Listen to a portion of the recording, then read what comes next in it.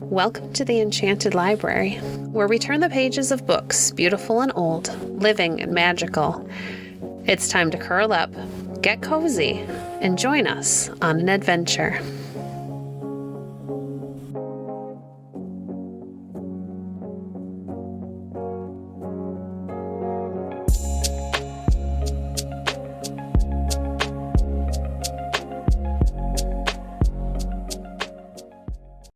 Today we're reading Chapter 11 of the Viking Tales.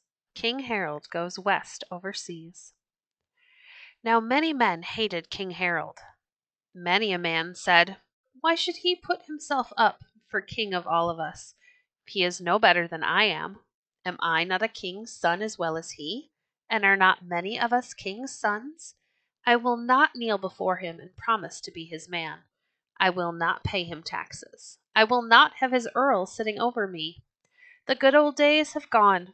This Norway has become a prison. I will go away and find some other place." So hundreds of men sailed away. Some went to France and got land and lived there. Big Rolf Goafoot and all his men sailed up the great French river and won a battle against the French king himself. There was no way to stop the flashing of his battle axes, but to give him what he wanted. So the king made Rolf a duke, gave him broad lands, and gave him the king's own daughter for his wife. Rolf called his country Normandy, for old Norway. He ruled it well and was a great lord, and his sons' sons after him were kings of England. Other Norsemen went to Ireland and England and Scotland. They drew up their boats on the river banks. The people ran away before them and gathered into great armies that marched back to meet the Vikings in battle. Sometimes the Norsemen lost, but oftener they won, so that they got land and lived in those countries. Their houses sat in these strange lands like warriors' camps, and the Norsemen went among their new neighbors with hanging swords and spears in hand, ever ready for a fight. There are many islands north of Scotland. They are called the Orkneys and the Shetlands. They have many good harbors for ships. They are little and rocky and bare of trees. Wild seabirds scream around them. On some of them a man can stand in the middle and see the ocean all about him. Now the Vikings sailed to these islands and were pleased. "It is like being always in a boat," they said. "This shall be our home." And so it went until all the lands around about were covered with Vikings. Norse carved and painted houses brightened the hillsides. Viking ships sailed all over the seas and made harbor in every river. Norsemen's thralls plowed the soil and planted crops and herded cattle, and gold flowed into their masters' treasure chests. Norse warriors walked up and down the land, and no man dared to say them nay. These men did not forget Norway. In the summers they sailed back there and harried the coast. They took gold and grain and beautiful cloth back to their homes. In Norway they left burning houses and weeping women. Every summer King Harald had out his ships and men and hunted these Vikings. There are many little islands about Norway. They have crags and caves and deep woods. Here the Vikings hid when they saw King Harald's ships coming. But Harald ran his boat into every creek and fjord and hunted in every cave and through all the woods and among the crags. He caught many men, but most of them got away and went home laughing at Harald. Then they came back the next summer and did the same deeds over again. At last King Harald said, "There is but one thing to do.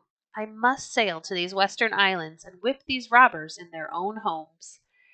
So he went with a great number of ships. He found as brave men as he had brought from Norway. These Vikings had brought their old courage to their new homes.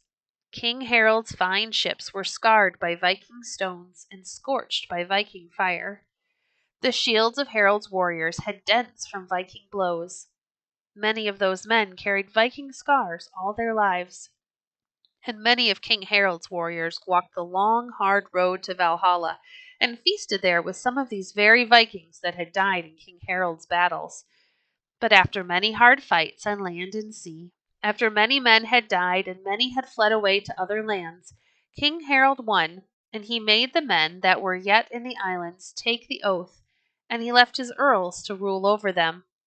Then he went back to Norway. "He has done more than he vowed to do," people said.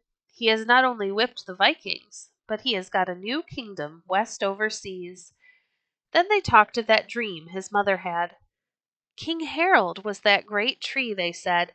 The trunk was red with the blood of his many battles, but higher up the limbs were fair and green like this good time of peace. The topmost branches were white because Harald will live to be an old man.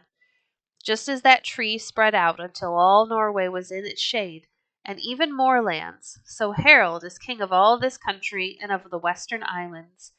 The many branches of that tree are the many sons of Harald, who shall be the earls and kings in Norway, and their sons after them, for hundreds of years.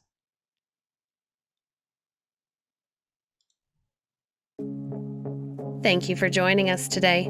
If you enjoyed today's episode, please leave a review on your favorite podcast platform and share our podcast with a friend. Visit our website at www.enchantedlibrary.net to see our past books or to connect with us on Facebook. If you'd like to support the work we do, you can visit our Patreon page at patreon.com/enchantedlibrary. We appreciate your support. Until next time, friends, happy reading.